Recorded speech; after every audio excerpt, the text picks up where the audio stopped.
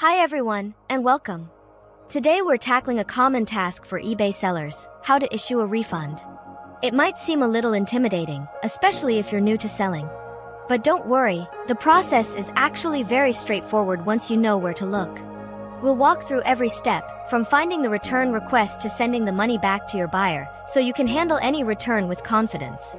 First, you need to find the refund or return request from your buyer.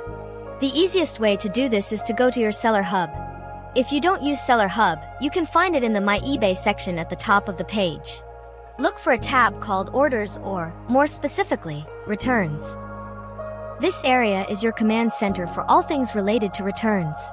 When a buyer starts a return, a new request will appear here. You need to click on it to see all the details of that specific order, including the reason the buyer wants to send the item back. Once you open the request, you'll see the buyer's reason and you will have a few choices to make. Your first and most common option is to accept the return. This is what you'll do most of the time for valid reasons like an item being damaged or not as described. When you accept it, you'll need to provide a return shipping label. eBay makes this very easy. You can have them generate a label for the buyer, and the cost of that label will simply be charged to your seller account. Your second option is to offer a partial refund. This is a great tool if an item has a small, minor flaw that you might have missed, and the buyer is willing to keep it for a discount.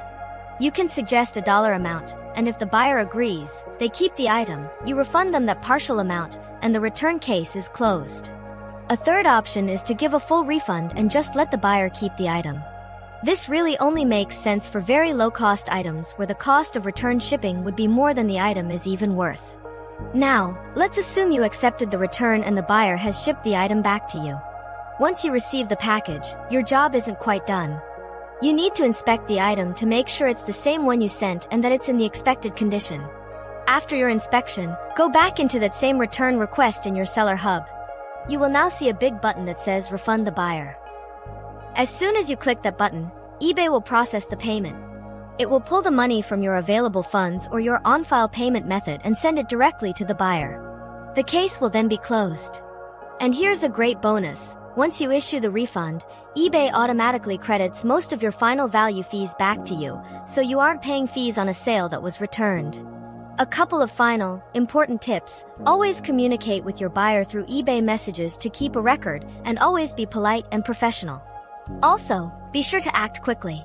eBay gives you a few business days to respond to a request, and responding fast keeps customers happy and prevents eBay from having to step in, which can negatively affect your seller account.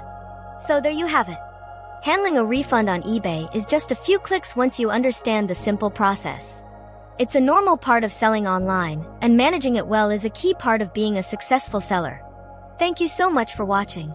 If this video helped you out, please give it a thumbs up, and for more helpful guides and selling tips, don't forget to subscribe to the channel.